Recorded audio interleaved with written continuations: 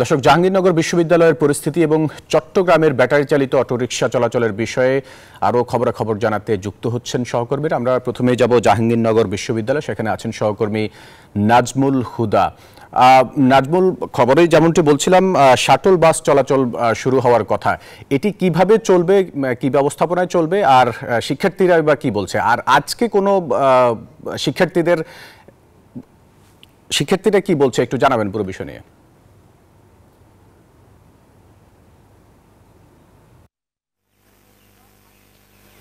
আপনাকে ধন্যবাদ। আপনি যেমনটি বলছেন, ঠিক সকাল 8টা থেকে কিন্তু জাহাঙ্গীরনগর বিশ্ববিদ্যালয়ের শাটল বাস চালু হয়েছে এবং জাহাঙ্গীরনগর বিশ্ববিদ্যালয় কিন্তু এই বাসটাই এখন প্রতি ঘন্টায় ঘন্টায় চলার কথা।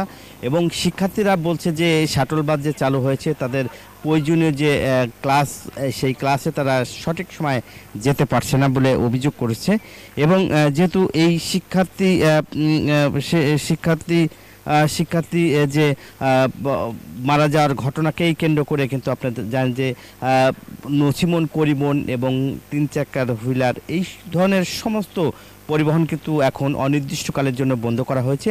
একই সঙ্গে যে শাটল বাসটাও কিন্তু দেখছেন যে সকাল থেকে চালু হয়েছে এবং এই 11 দফা দাবি, অর্থাৎ গতকালকে কিন্তু তারা রাতে শিক্ষার্থীরা কাফনের কাপড় মাথায় বেঁধে উপাচার্যর কাছে কিন্তু 11 দফা দাবি তারা পেশ করেছে।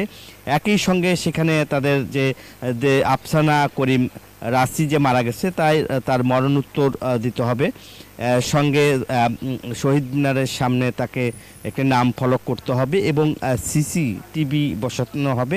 এছাড়াও কিন্তু যে সড়ক বাতি, অর্থাৎ ক্যাম্পাসে জুড়ে সড়ক বাতি যেগুলো রয়েছে সবই কিন্তু আসলে করা হবে এবং উপাচার্য কিন্তু সেই দাবি কিন্তু মেনে নিচ্ছে। এবং এই রাসি হত্যার ঘটনায় যে এখনও আশুলিয়া থানায় একটি মামলা দায়ের করা হয়েছে, এখন পর্যন্ত সেই চালককে আটক করতে পারেনি, যে অটো চালককে।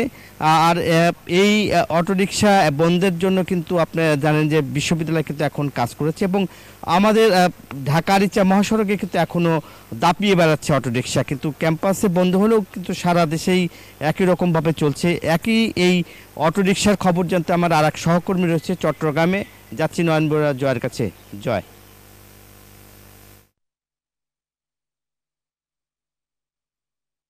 নাজমুল, আপনি যেমনটা জানিয়েছেন তেমনিভাবে চট্টগ্রামের সড়ক কিংবা অলিগলিতে এখনও পর্যন্ত আমরা দেখছি ব্যাটারি চালিত অটো রিকশা চলাচল করছে। দেখতে পাচ্ছেন গলির সামনে যেমনটা দাঁড়িয়ে থাকে অটো রিকশাগুলো, তেমনিভাবে কিন্তু আসলে সড়কগুলোতে কিন্তু আমরা দেখি অটো রিকশা চলাচল করছে। তো এখানে অটো রিকশা চলাচল করলেই কিন্তু আমরা দেখছি এখানে পুলিশও কিন্তু তারা সেভাবে তাদেরকে বাধা দিচ্ছে না, এই কারণে অটোরিকশা চলাচল অনেক বেশি হচ্ছে। দেখতে পাচ্ছেন যে দাপিয়ে বেড়াচ্ছে সড়ক কিংবা অলিগলি এখনও পর্যন্ত।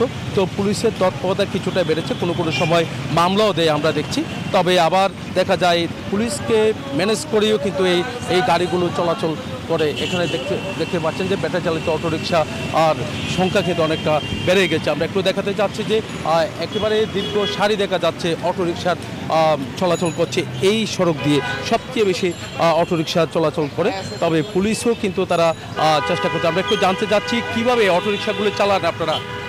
আমরা তো মনে করবেন যে ভিতরে চালাইতেছি, পুলিশ এখন তো আমাদেরকে আগের মতন ডিস্টার্ব করে না। তারপরেও মনে করবেন যে ট্রাফিক চার্জ যেন মনে করে মেন রোডে হলে গাড়ি ধরে ওরা, যে না কোনো টোকন, কোনো চাঁদাবাজ কোনো কিছু দিতে হয় না আমাদেরকে, না এগুলো এখন টোকন না। আগে টোকন ছিল, আগে চাঁদাবাজ ছিল, আমলিকে টাকার অবস্থা চাঁদাবাজ ছিল বেশিরভাগ। বুঝতে পেরেছেন, এখন কোনো টাকা পয়সাও দিতে হয় না, কিন্তু তারা গাড়ি চালাচ্ছে। তবে যে উচ্চ আদালতের একটা নিষেধাজ্ঞা আছে, সেই নিষেধাজ্ঞা মানছে না আমরা দেখছি অটোরিকশা চালকরা। এই ছিল আমার এখানকার সর্বশেষ।